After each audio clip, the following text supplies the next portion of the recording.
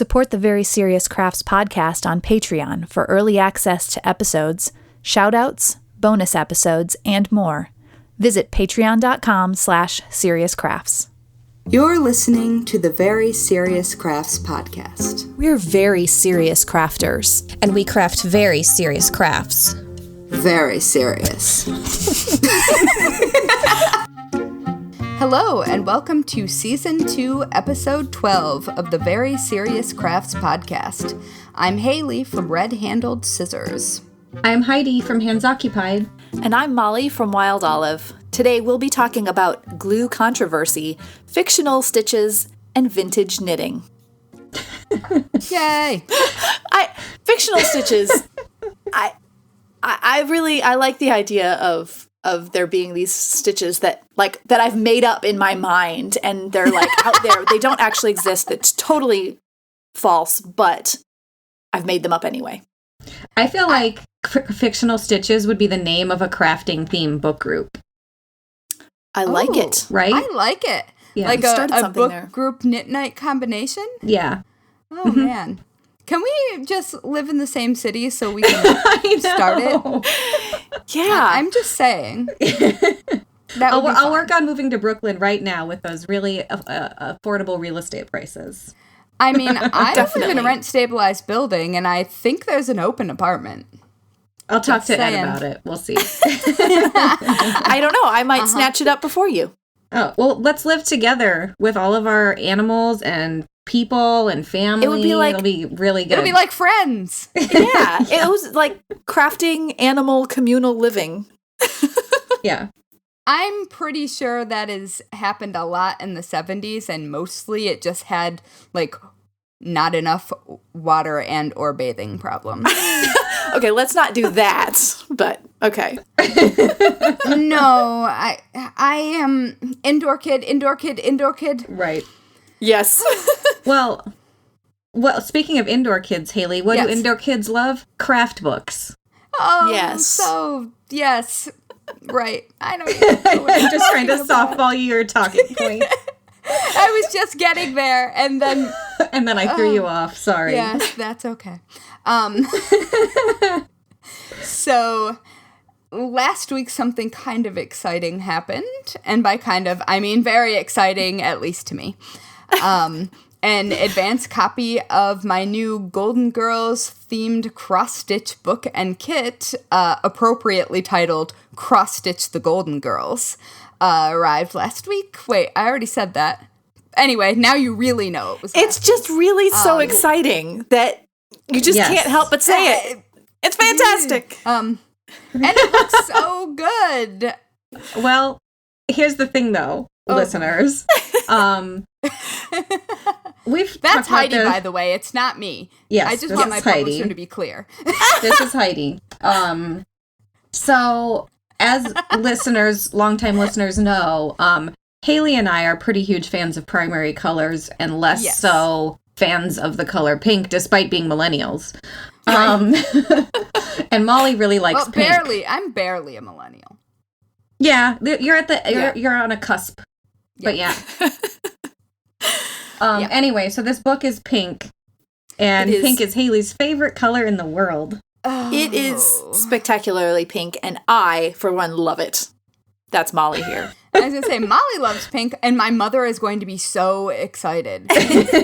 Speaking of which, my mom is going to be in town in June on a recording day. Yes. And it's going to be her birthday. Patty! So she'll be in town, and it will be her birthday. And so my mom is coming back. The return of Patty. I'm excited for that. I'm not going to sing it. Not going to. Oh, that's awesome. Well, I'm excited to see Patty again. She's adorable. She is. I'm excited, too. She gets to meet Mr. Big Stuff the cat, finally. Oh, that's awesome. And I cannot wait for my big friendly kitty to meet my also friendly mom. Aw, that's cute. They're going to be best friends. Oh, definitely. Well, speaking also of things that we've talked about previously on the podcast, I would be remiss... Previously on Very Serious Crafts. Exactly. erstwhile on Very Serious Crafts. So one of the most popular stories, at least that I hear from listeners of mine, is the story about a drunk lady tripping over me at a music festival while I was knitting a tiny sweater and saying, "This bee is knitting a hamster sweater," right? Remember? Yes, it's very funny. Yes, that was like, it was our first bleep. Yeah, it was. And I that think was it was like my first episode. Yeah, I was going to say, episode 2. Yeah. I had to come in strong with that story. That is season 1, episode 2. Yes. Like, your literal first episode. Yeah. Yeah. Anyway, fast forward to now. I'm just about done designing 3 more hamster sweaters. I approve. Can you please send them to Mollie to put on her guinea pig? Sure.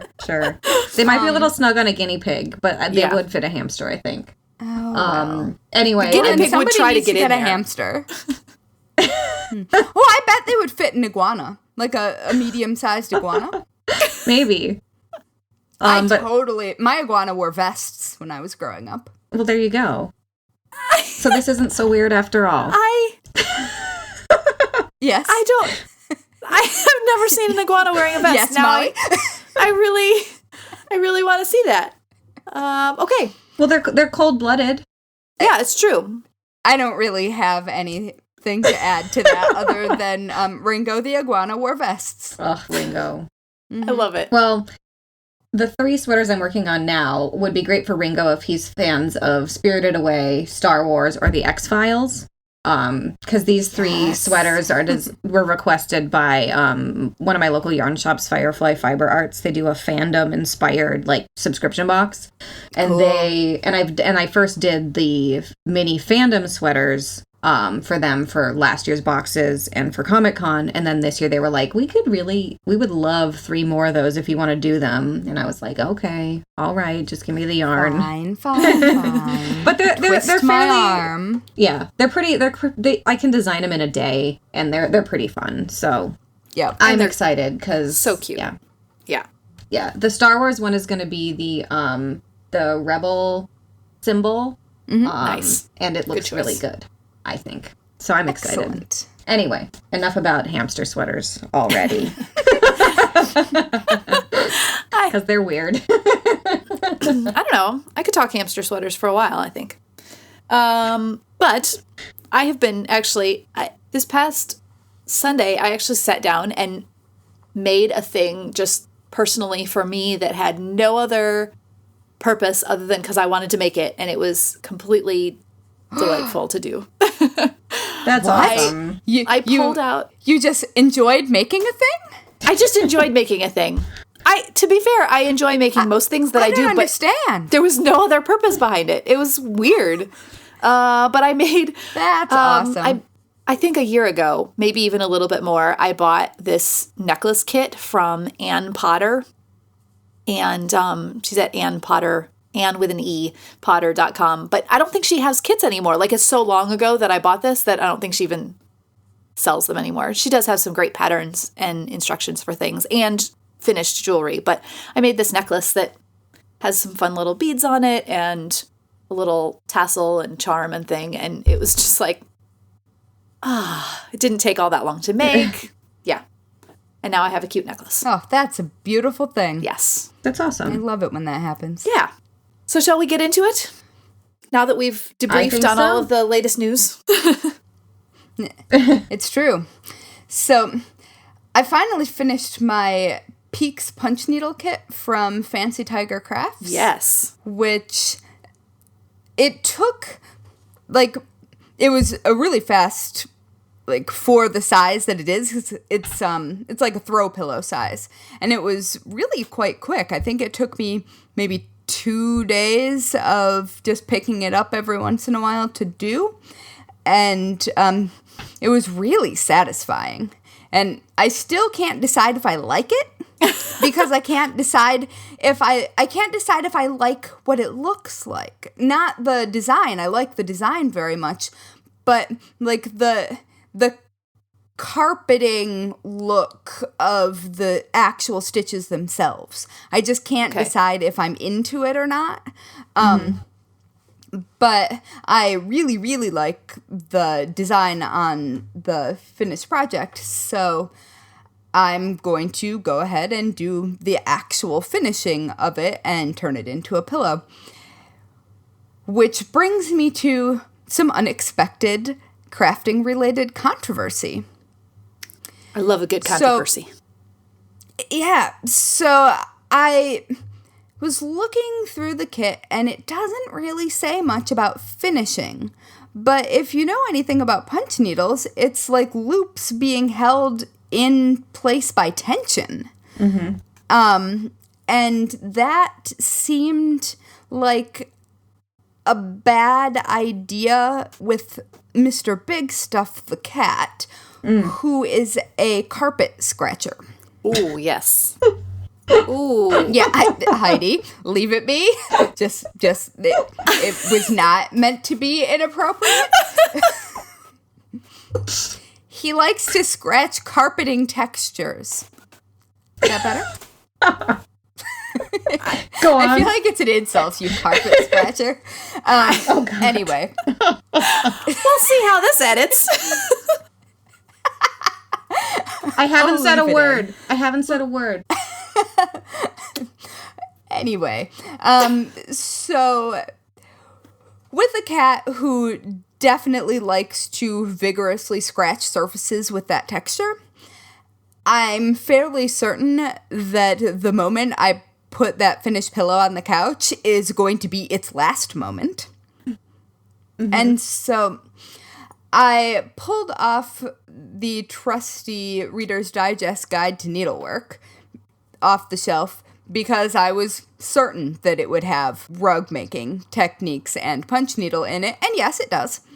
And it informed me that the way to finish it was to finish the back with latex.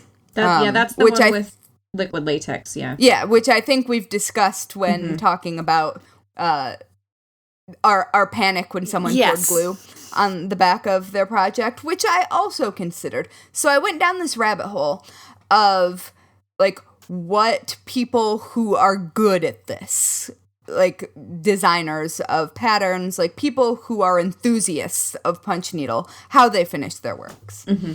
And so the first thing I found was from Amy Oxford herself, of the Oxford company who makes the Oxford punch needle. And has to be doing very well in 2019 That's right. as a business. Indeed. So her thought on the subject is you don't finish the back and you just use a crochet hook to fix it when your dog or cat pulls things out. And she says she doesn't even do it on rugs that get walked on. All right. And I don't believe her. I mean, I do. You don't believe it'll work for you. It seems suspect. The thing is, you just happen to know that Mr. Big Stuff was listening closely on our last episode when we were discussing drizzling. And he was all like, he was like, ooh, a new hobby. Funny you should say that because he's destroying systematically a sparkle ball that I can't find. Mm-hmm. And I keep finding like strands of silver tinsel all over. Mm-hmm. So maybe he is drizzling. Yeah, maybe Mr. Big Stuff's nickname can be like Louis, like a French name when he's pulling apart shiny things. I don't know how to say Mr. Big Stuff in French. I feel like... Never mind. I'm not even going to try. So anyway, Amy Oxford also said that when restoring old carpets, those that were backed with latex were a mess. That makes sense. And that it can degrade the fiber, that sometimes it contains formaldehyde. Like, it's a whole thing. Yeah. And so I still... But you're not looking to I'm not making an heirloom project. Exactly. Yeah. Right. I'm not making something that I need to pass along to my grandchildren. I'm making a functional object that's going to sit on a surface it's going to be used. It's going to be leaned against. It's going to be sat upon. It's going to be scratched. It's like, Yeah. And it's not like, I did not take great amounts of time. I just enjoyed making this project. And honestly, it's not that, like, its longevity is not that important to me. Mm-hmm. And so, I mean, it's important enough that I would not like Mr. Big Stuff to immediately unravel it. But it's like, if it doesn't last a decade, that's okay with me. So I moved on because I'm clearly going to ignore the advice of the foremost expert in the area because why not? You know, like you do. Yep. Because you're a serious crafter. So then crafter. I ended up, because I'm a very serious crafter and think I know better. So then I ended up on the Nordic Needle site, and they actually list something called punch needle fabric glue, which is a permanent washable adhesive that is made to secure the backs of punch needle. So, of course, when I clicked through, it 404'd. Then I went down a Google rabbit hole, could not find what this, like, it's called punch needle fabric glue. It probably had too much simply formaldehyde did not in exist. it. They couldn't sell it anymore. I don't know. And so that didn't work. So finally, I just settled on a rug backing liquid latex product that is made to back rugs called, promisingly, Fiber Lock, non-skid rug backing. And it is reviewed well. It seems to be fine. And so I'm going to do that. And honestly, if it goes well, I'll let you know. If I ruin the project, fine. But if what it does is keep my punch needle from being systematically destroyed by my big friendly cat, like, that's fine. It's fine. I mean... So, anyway, I didn't know there was controversy there. Yeah. Apparently, lots of people have very strong opinions on this subject. The thing is, if it ruins the project, I mean, that makes for a good podcast, too. So we're fine with it either way. That's true. I will report back. I will let you guys know. Okay. And we can even check in, like, annually to see what the back of my project looks like. There you go. And how it does or does not deteriorate. But yeah, so we'll see. I mean, it's not like I'm going to throw it in the washing machine or anything. Yeah. It's not that kind of project. Yeah. So, yeah, anyway, I'll report back. And if you have a strong opinion, do please email it to us and tell me how wrong I am. Yes. I invite your criticism, and then I shall ignore it. Yep. That's right. Well, I'm excited to hear if somebody has, like, a really smart insight on when they have and haven't done it, and whether or not it's worth it.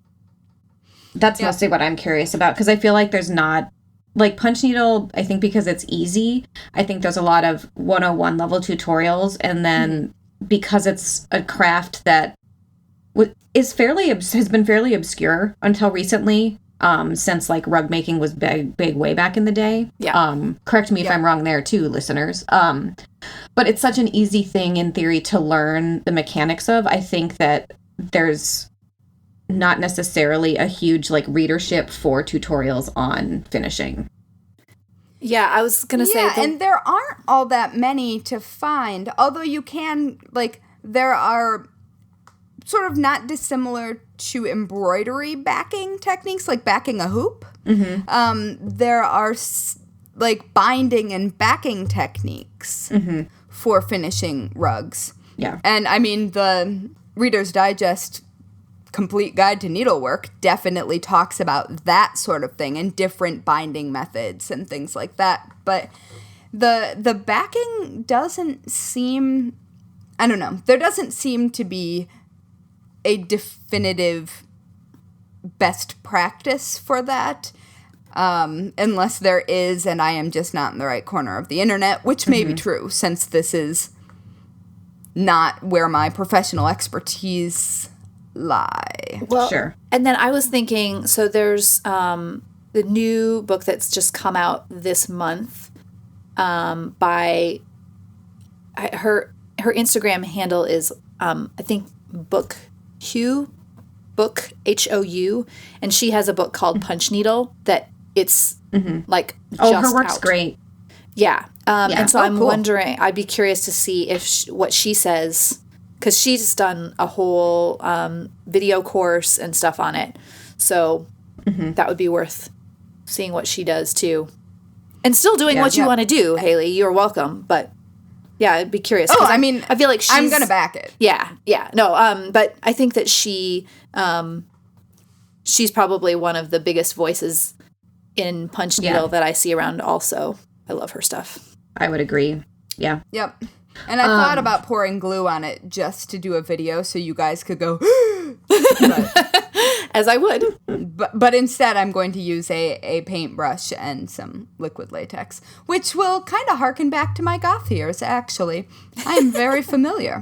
So what I wanted to talk about today is a finished project that requires going in the washing machine. So the opposite sort of finishing situation from what we were just discussing. Right. So I finished, this past weekend, I finished the vintage knit blouse style sweater that I was talking about previously on this podcast. Because it turns out a short sleeve 1940s style puff sleeve sweater doesn't take a crazy amount of time to make. Nice. So that's Oh, exciting. so this is one in your size? Yes. Oh, cool. Not the baby one that... Yeah, that one I made you at had the been working retreat start to finish. Yep. No, this is the full size, adult size, human size sweater. And I finished it last weekend, which is really exciting because it's Me Made May and it's intentionally springy, so I'm going to get to wear it, which is really exciting. So I just wanted to talk a little bit about vintage patterns versus contemporary patterns. Have either of you worked from a vintage pattern before, like a free one you found and tried to make vintage work? sewing patterns, But which knitting are specifically. also a different animal. Knitting specifically. I have not worked from them, but obviously I have looked at them because I have inherited all of my grandmother's knitting everything. Yeah. Yeah, I made a few crochet projects from like old work basket magazines because my favorite German professor and also very good friend gave me a bunch of them at some point that her mom had saved. And so they assume an awful lot of background knowledge. And that's exactly what I'm getting to. Sorry. No. I did not mean to steal your thunder. It's a perfect segue. No apologies. But yeah, so what I basically wanted to let folks know if they are considering working from a vintage knitting pattern or other pattern, but I'll speak specifically to knitting since that's top of mind. So if you have worked from a knitting pattern before, generally it is, especially for a garment or a larger accessory, fairly, like it should be at least 3 to 7 pages if the sizing and schematics and photos are all there. Yep. But when you work from a vintage pattern, especially one that's like a free pattern from a scan of a vintage magazine that no longer exists, you are looking at about 3 or 4 total paragraphs of text, and that includes and the text is almost all done in stitch abbreviations. Often you only get stitch gauge and not row gauge, so you know how wide your work's going to need to be, but not how tall. And That's interesting. And most of the finishing just says finishing. Sew pieces together. Ease in fullness at shoulder if there is any. That's it. Okay. And Which makes sense to me as someone who sews. Correct. But if you're a knitter, that might be a bit jarring if you're used to working with contemporary patterns. Yeah. And so I think the biggest things that I would do your research on before embarking on working from a vintage knitting pattern, if anybody out there is curious, I would make sure that you understand, that you have a pretty confident understanding of your own gauge or tension as you work, and that you have the ability to do knitting math. So the sweater I worked from was called the Fern Lace Pullover. And it only listed a vintage size 10. And by the way, vintage sizes are different than contemporary sizes. In the show notes, in the show notes, I've got a link with the mostly standard vintage knitting sizes, if anybody wants to refer to that. But the sweater I worked from only came in a size, I think, 10. And I am like a vintage size, maybe 12 or 14. And so I had to myself work from the pattern as written, and I did a couple different gauge swatches to know my own stitch gauge and row gauge in the stitch pattern for the sweater, but also in stockinette. And using that information, I basically had to not redesign the sweater, but redo all the math for how many stitches to increase or decrease to, the rate of decrease to suit the height of my torso and things like that. Right. So just FYI, be ready to do some math if you're working from a vintage pattern, and also be prepared if it's your first one. My landscapers just got here, everybody. Enjoy the dulcet tones of the lawnmower that you'll hear for the rest of this recording. Sorry, y'all. You're probably going to hear it on my end anyway, so. Yeah. Summer!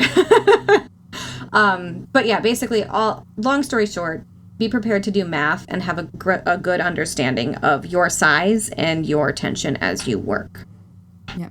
I could go on forever, but that seems appropriate. Do you have any idea when gauge started being height and width? Because that's really interesting to me. Yeah, there's some. I've come across a few patterns that have row gauge, but particularly for patterns from the 30s and 40s, according to what I learned on my knitting retreat, at least, especially those early patterns didn't bother with row gauge, because often they say like work in pattern for X number of inches. Right. And so your row gauge doesn't really totally matter. Except for how much yarn you need. Except for when... The problem that I have with the way these patterns are written, and I'm sure this is why this has changed over the years, is that when they say, like, work X number of inches, if you're working with a yarn that changes when it's blocked... the length of your finished garment is going to be different. But I digress. What was your question, Haley?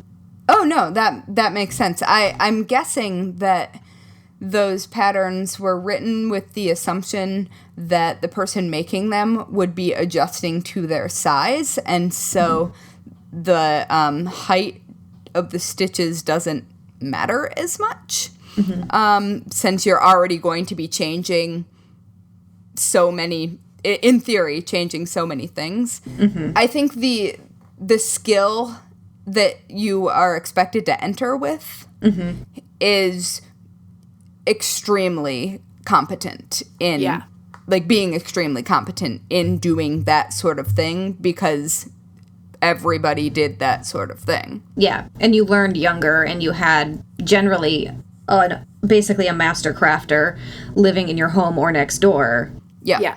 And that was such a universal thing. Yeah, you were learning from the person that had already done all of this stuff so much. Yeah, that makes sense.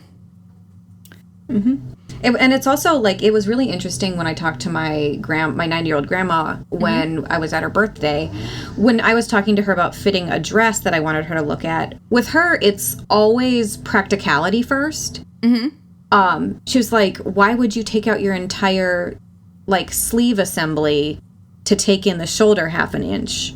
Just sew it and ignore, like, place the seam as hidden as possible and move on with your life and wear the thing. Like, there was just more, I think, of a general sense of practicality because it was such an everyday thing. That makes sense. There's also less variation in yarn.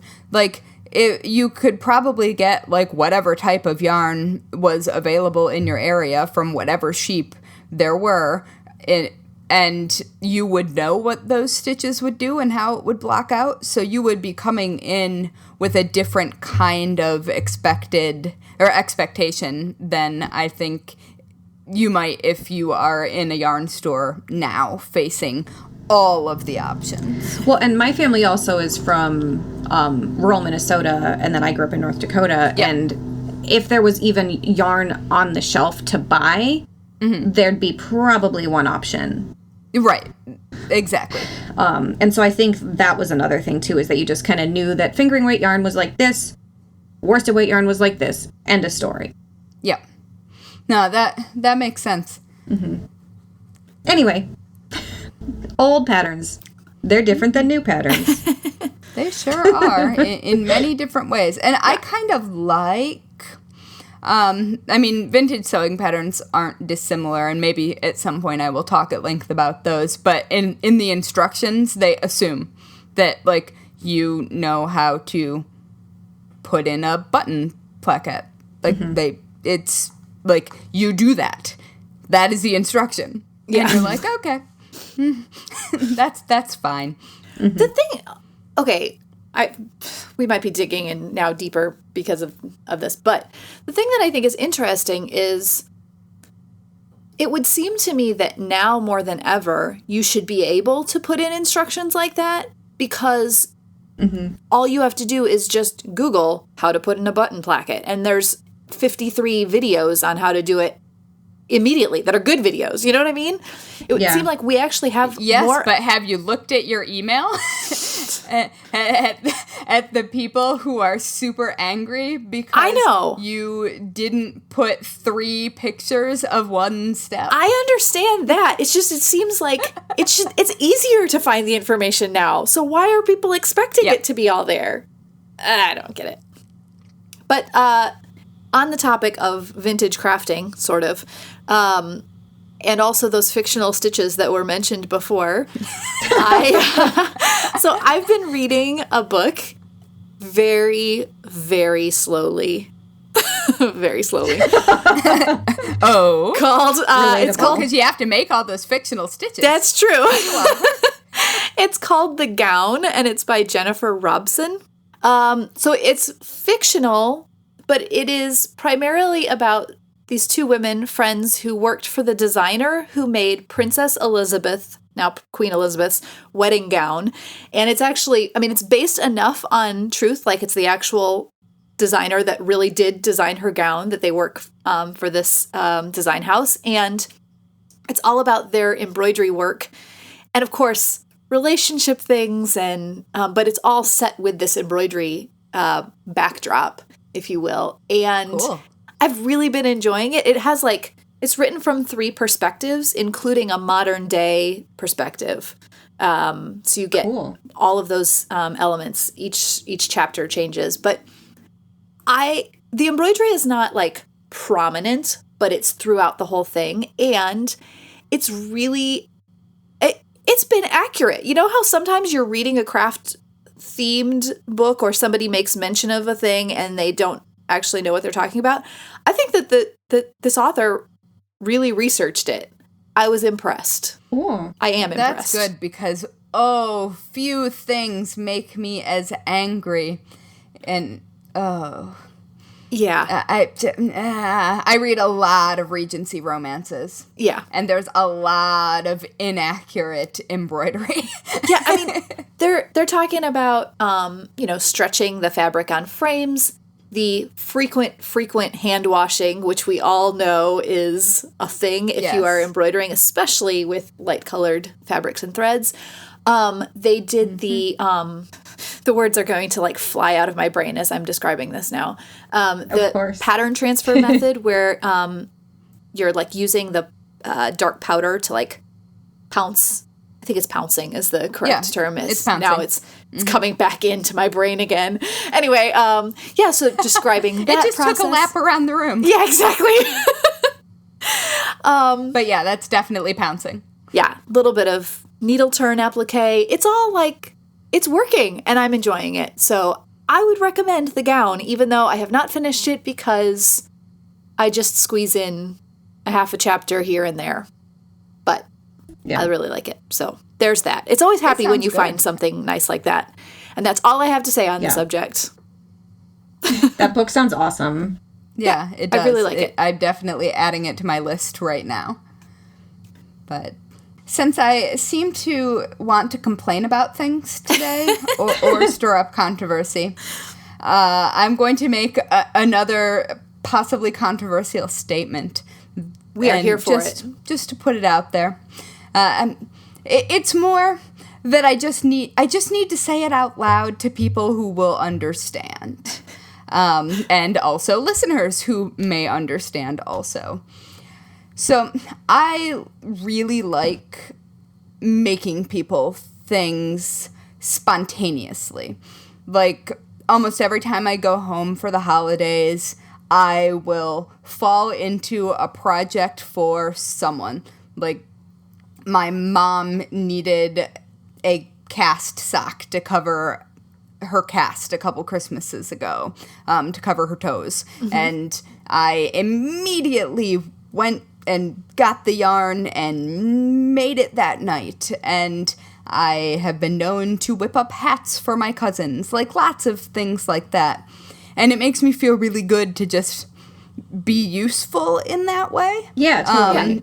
And in sort of a really low pressure scenario, like someone's not expecting that, they're delighted that I'm going to sit down, but they also have to see how long it takes.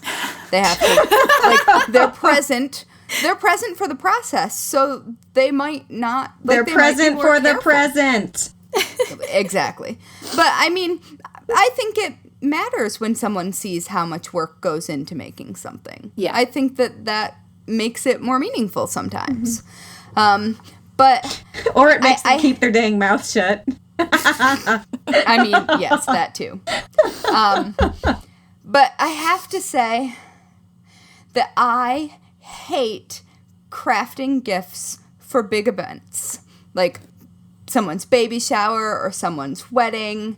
I think it's stressful and overwhelming, and I don't like to do it, and I don't ever want to. And I always feel like I have to, because as a person who makes things by hand, it's kind of expected that you will want to. And honestly, making something, because I design, because I'm not just pulling a tutorial that someone else has written, because I just can't in situations like that. It's so much work, and the pressure is so high, and it takes so long. I simply don't have the time and energy to do that on top of actual work. And I hate doing it. I cringe every time a baby shower invitation comes.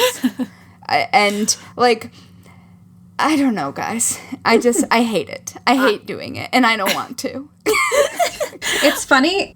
My immediate reaction is it's so funny because you are the one who's always fighting the urge to make a last-minute outfit for vacation. Always. Is this a similar sort of, like, anxiety-making response?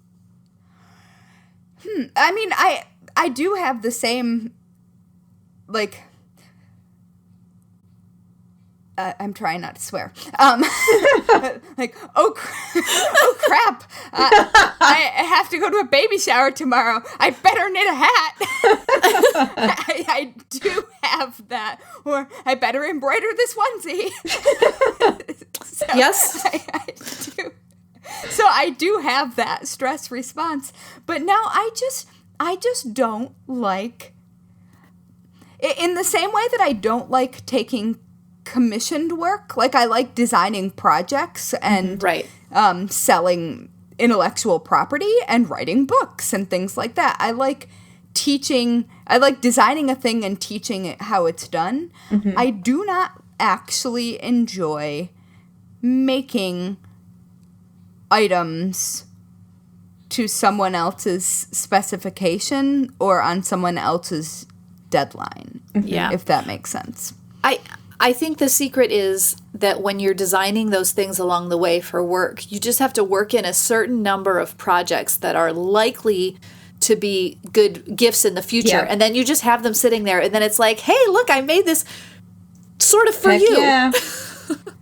Yes, but Yeah, that's the way to do it, problem Mollie. is, my audience isn't visiting my site for baby-related content. I know. I'm just trying to find a solution here. Come on. Yeah, geez. But, I mean, do you guys feel that kind of pressure, or do you guys really enjoy doing it? I know some people take great pleasure in doing that kind of thing.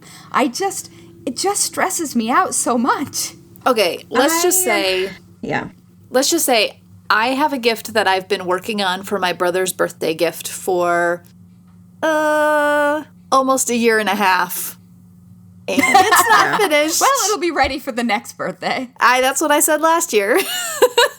Yep. So I understand. And I want to make this for him. It's just, I could even put it on my blog. It just hasn't worked in. And so, yeah, then I just feel guilty about it. And I don't like that. So I try not to do that too often. And I mean, the sentiment isn't what I don't want. Like, right. I truly would like to present these people I love with a thing that I have put great care into. Yeah. Like, that would feel good in doing it. I like it in theory. But in practice, I just don't. I understand. I don't know. Yeah, I got over feeling bad about making handmade gifts all the time once my repetitive stress injuries kept being an issue. And then it was actually pretty liberating because I could be like, I just can't make you that and do my job. Here's a book. And well, saying I like that isn't the correct sentiment, since I'm not excited that you have repetitive stress injuries. But I mean, that's an actual real reason. Mm-hmm. And I guess maybe if I didn't make things as my job, it would be different. Well, if it were just a nice thing to be doing in my downtime, which doesn't exist. I don't know. Anyway, I just had to be honest about not being that into it. Well, and the one I think relevant point for people who are known to their family and friends as makers or are professional makers, there is genuinely always a pressure that, like, what you need to give is perfect. So if I wanted to make my niece, because I'm seeing her this weekend for her first birthday, so this is relevant. Yeah. I kept thinking, like, maybe I'll sew her up a little sundress, because sewing can go a little faster than knitting and is easier on my hands. But if I made it now, I'd be rushing it. And then I feel like if it was imperfect in some way, that would make me look really bad. Because there's like a standard thing. Right. In play. And literally no one is going to notice. Yeah. Except you. Yeah. Yeah. Because, I mean, have you pulled ready-to-wear clothes out of your closet and looked at the finishing? Mm-hmm. It's not pretty. Yeah. Like, ooh. Mm-mm. Well, so also, nobody will notice. Who's going to notice and not notice does depend on your family. Because... Well, or if some they actually people know the techniques. And my family does. Oh, that's a problem then. So it's the look on Mollie's face just then was like, oh. Yeah. So that's another reason, like, no offense, loved ones, that I'm just like, girl, here's a book. Evil laugh. Girl, here's a book is almost always my gift response. Yeah. I mean, that's what I want half the time, so it's good. Yeah. Girl, here's a book. Girl, here's a book. I'm going to run with that and say, I could use a book right now on how to knit socks. Except, not really. I'm actually knitting socks, and it's happening. So, if we I have like 3 that I could suggest. Here's a sock book. It might come to that. I officially knit my first sock a few months ago, but it was a teeny tiny one, and I talked about that then. But now I'm actually knitting a for real pair of socks that fit me, at least in theory they do. So far they do. Because I'm doing the No Fear Sock Knit Along, which Denise, who is Earth Tone Girls on Instagram, is running. And I saw it and I was like, do I really need to add this in? Because it's a personal project. But I did, and my friend Katie is doing it with me. She is, of course, far superior at sock knitting because she's done this many times before. But anyway, she's helped me along a little Yours bit. look really good. What was that? And yours look really good. Thank you. What I've the pictures you've posted or stories, I'm not sure what it was, and you're doing like for real cables, which isn't that another fear we've discussed? Yeah, I was like, I'm just gonna do all of the things. So it's a toe-up sock, and I mean it's a sock. First of all, it's toe-up sock, and it has cables. Yeah, I like toe-up the best. And so the pattern I'm using is the Pebbles and Pathways sock pattern by Marceline, who is at Hey Brownberry. And I really like them. They have little cables that run along them with a garter stitch path or pebbles in the middle. I'm not sure which is the path and which is the pebbles. I haven't decided. I assume the cable is the pebbles because raised. That's what I was thinking. Katie thought the other way around. So, I mean, listeners, take a look at the pattern and weigh in. What do you think? I don't know. I could actually ask the designer. But anyway. But you could. I could. But we'd rather speculate. Speculation is amazing. So I started with a Turkish cast-on, which I'd never even heard of before, but it felt magical because it's just like wrapping and then knitting, and then suddenly you've got needles on both stitches. Oh, and I'm doing magic loop for it as well. Wait, what? You mean You've got needles on both stitches? Yeah, that. You said that backwards. Stitches on both needles. It's the same thing. I mean, that is magical. I have never heard of that. Yeah, this is why I don't write sock knitting patterns, apparently. Anyway, Yet. Yeah. Yeah. And then the cables, the recommended method is to not use a cable needle. So I've learned how to do that as well. And Yay, it is a little way. Yeah, it's I have a feeling that's how my grandma used to knit cables, because I don't remember her ever with a cable needle, but it's really cool to see it happen. The only downside is the yarn that I'm using, which I've had here for a while. It was by I Dream in Color. And I don't know anything beyond that because it was from a warehouse sale and there were no tags on it. But it untwists a fair amount, and so I'm like splitting the yarn. The yarn is very twisty, but it's splitting while I'm trying to grab those stitches, which is a little frustrating at times. But it's still coming together, and so I'm at the heel. That's really cool. I'm at the heel gusset and of my first sock, and I will update you all on it when it gets further, but I'm excited. I love turning heels so much. It's also it's pretty fun here seeing it come together. Yes, also I love it. I was gonna say I'm so on board with the method of learning how to do a thing by just chucking yourself like 2 inches deeper into the deep end than you can actually like reach. Yeah, because that is the fastest way to learn and grow, even if you're making mistakes while you do it. Because if you make those mistakes yourself, you will remember, girl. I mean, and there have been... I don't know why I'm saying girl so much today. I'm sorry. It's odd. There have been... We're watching too much Drag Race. There have been a couple times We're watching too much what? Drag Race. RuPaul's Drag Race. The finale's coming up. Oh, okay. Yeah. Sorry, Molly. No, you're terrible listeners. I have absolutely had to work backwards and fix a cable that I put in the wrong direction. And just now I realized that I messed up at least a couple things, a couple rows back, and I'm in debate as to whether it's going to matter to me, whether that's a knit or a purl stitch, and I'm going to think on it. We'll see.